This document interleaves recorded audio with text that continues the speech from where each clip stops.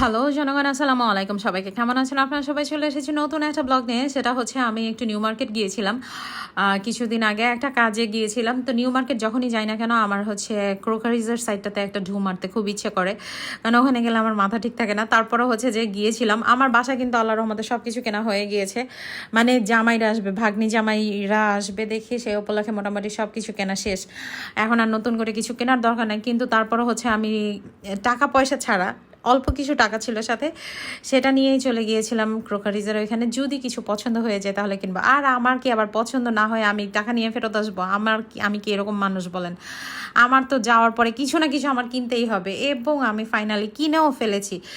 এই গ্লাসটা দেখে আমার মাথা পুরো খারাপ হয়ে গেছে ভাই, বিশ্বাস করেন। এটার জন্য আমি 1 ঘন্টা দাঁড়ায়ছিলাম, কারণ ওরা হচ্ছে এই গ্লাসটা ছিল জাস্ট দুইটার শোরুমে, মানে দুইটা দোকানে। তো একটা দোকানে হচ্ছে ওরা সেট খুঁজে পাচ্ছে না, আর একটা দোকানে হচ্ছে পরে গিয়ে আমি অর্ডার দিয়ে আনাইছি। এবং গ্লাসটা আমার এত অসম্ভব রকমের ভালো লাগছে, পুরো আইসি একটা বিষয় এখানে, মনে হয় যে আইস আইস টাইপের। আর নীল আভাটা এত সুন্দর লাগতেছে। আপনাদের কাছে কেমন লেগেছে অবশ্যই কিন্তু জানাবেন। আজকের মতো বিদায় নিচ্ছি, আল্লাহ হাফেজ।